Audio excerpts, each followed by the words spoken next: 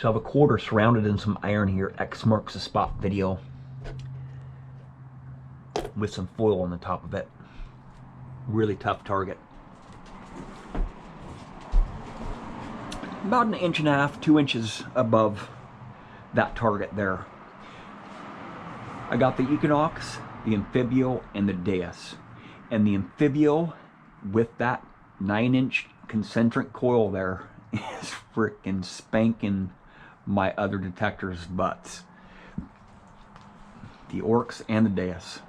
The Oryx was performing pretty well on a couple different targets there, but the Amphibio has really shined through today on this test right here, right? With different targets on the inside of that iron there. We'll try the Deus first.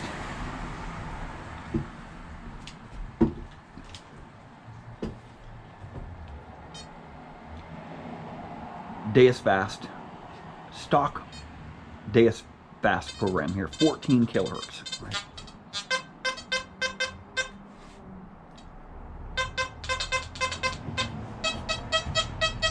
Getting a little bit of high tone on that there. And I'll crank it up to 74 kilohertz and drop my reactivity down to 2. Definitely an overload of some foil on the surface. High tone right there.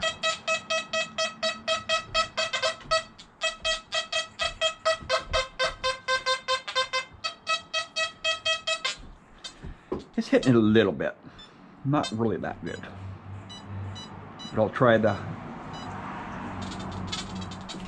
hot program.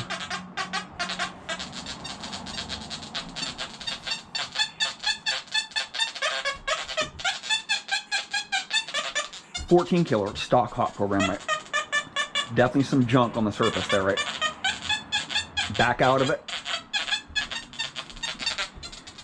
Now I'll go up to, I'll drop my reactivity down to 2.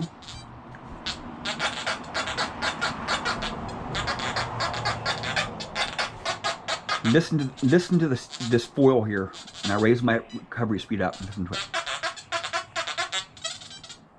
Now I'll go back down.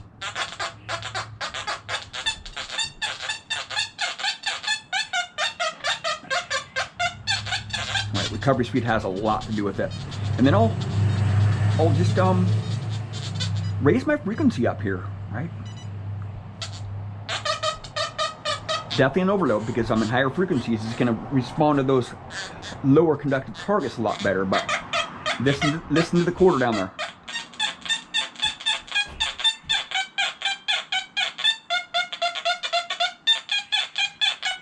It's really hitting on it hard in just a stock hot program, right? Now I'll try my deep full tones program here. 74 kilohertz, iron volume 1, doesn't matter what my iron volume is. 2.5 reactivity, I'll go down to 2 reactivity speed. Auto response 4, minus 6.4 discrimination, 91 gain, and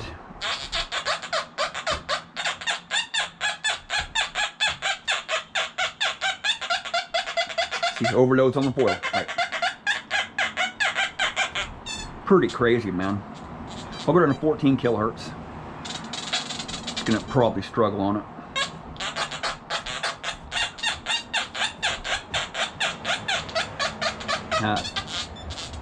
I'm not really sure about that one. Okay, let's try the Equinox on that same target there.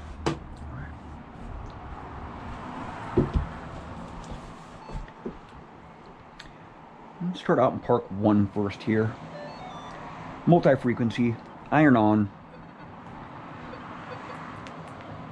7 recovery speed, FE3. I gotta turn it up because traffic's starting to get a little bit noisy here. Oops, went too far. Right there.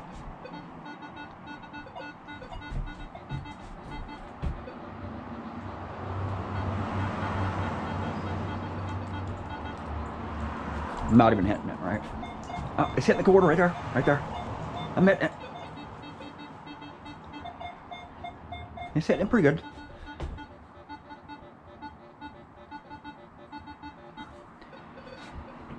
Okay, so I'll go down to 4 kilohertz.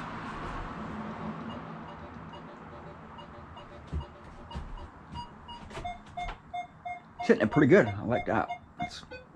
Oh, it's falsing on the foil. Yep. But I would still be digging that foil out anyway. I mean, with any machine. But the Amphibio can really get through that foil with that concentric coil. It can penetrate that foil, right, in 5 kilohertz. Really get it done.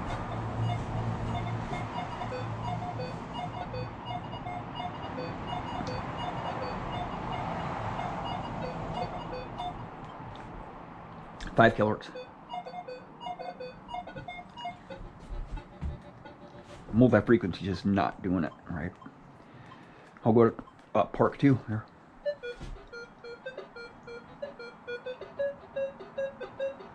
Nah, I just can't make sense of that one. Go down to 5 tone here. Make it a little bit easier. No. It's going to hit the foil, right? Multi-frequency is going to hit the foil, right? It's not going to be able to penetrate that. Yes.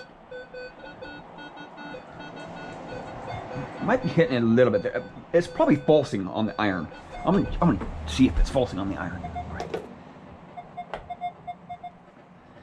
Probably is falsing on the iron. No, it's hitting it just a little bit. Hitting it just a little bit there.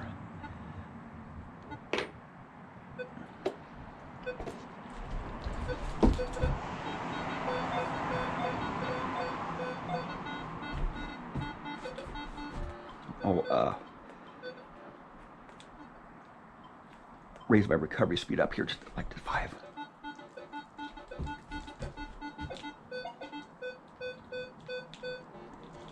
And it's hitting a little bit there. Not very good though. 40 kilohertz. It's probably just gonna hit the foil. Yeah, it's gonna hit the foil. All right.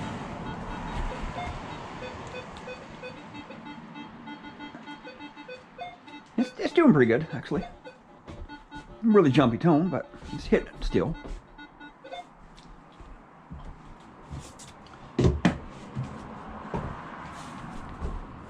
It's gonna get ugly here. It's gonna get really ugly here. I'll just 3 tone, 14 kilohertz, right?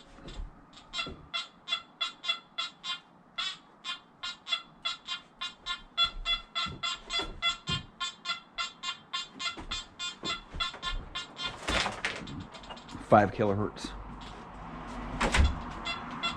Oh, it just rips it apart. It's just penetrating through that foil, right? Because 5 kilohertz is going to reject those lower conductive targets, even near the surface, right? Just ripping it apart. Look at the numbers on that thing, right? Just ripping it apart. All the way around it, right? None of those other machines were doing that, right? This is just a stock program, right? 5 kilohertz, right? It doesn't do very good in 20 kilohertz because it's going to hit that foil on the surface, right? It's going to want to pinpoint that foil first. See that? It's giving me a mid-tone now because I'm in the higher kilohertz, right? It's really jumpy tones because it's just wanting to hit that foil, right? But that lower frequency just really does the kicker for those larger silvers, right? I'll actually go down to 99 tone. Right? Yeah, it's just a lot to take in. I'm at 20 kilohertz still, so I can go down to 5 kilohertz, probably rip it apart too. Oh yeah, just tears it up. Look at the numbers, 81, 80, 75, just rips it apart.